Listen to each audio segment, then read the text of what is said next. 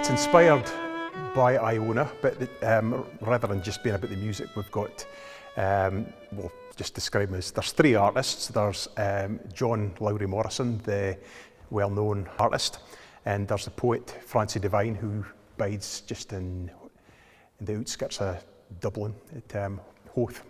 And so there's going to be paintings inspired by Iona, and music inspired by Iona, and poetry kind of linking it all together. So I mean, you could look at it as being a religious thing, but it's really more than that. I mean, it's inescapable on Iona with the Abbey and St Columba's setting up the first Christian community there. But it's more about the place. It's a special place. They describe it as a thin place for the spiritual world is almost as tangible as you can feel it.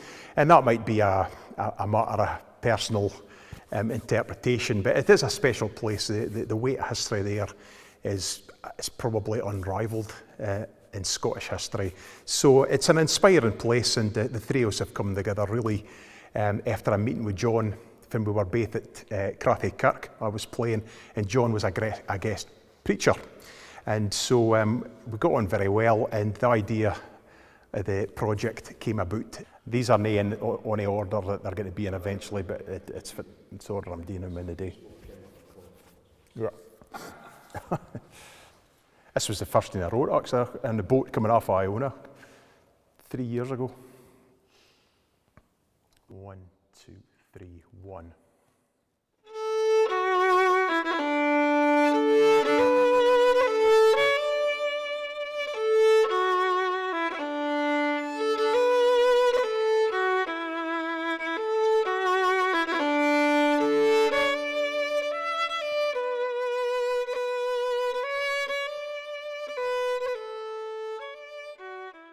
Jack Taylor is here because he's a leading authority on the pibroch, a great exponent playing pibrochs.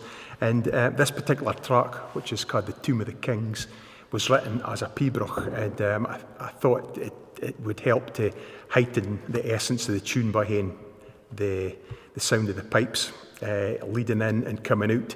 But actually, he's making such a nice job. We might just stick the whole thing on as well. So we'll see how it goes. But certainly, he's playing is beautiful.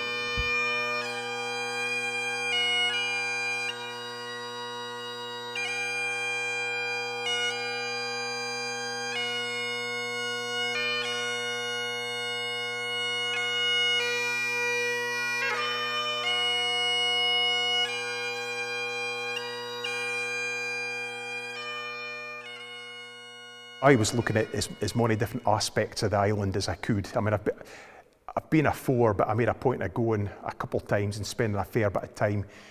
I've certainly tapped into Columba, but there's things about the landscape. Dunedin is the highest point in the island, so I've written about that. Martyrs Bay, which taps into the first Viking raids I think they killed 68 monks on that beach. So there's things like that, the history, there's the Mound of the Kings, or the Ridge of the Kings, the Tomb of the Kings, for there's 48 High Kings of Scotland buried. So I've tapped into all these things, stuff to do with, also the Lord of the Isles had a big history in that area as well. And then things like the corncrake, which is found there. It's a very rare bird now, so we're planning to use the corncrake's call, which is maybe not the most musical of sounds, but it's very distinctive and it's quite rhythmic. So I've based one of the pieces around the corncrake's call.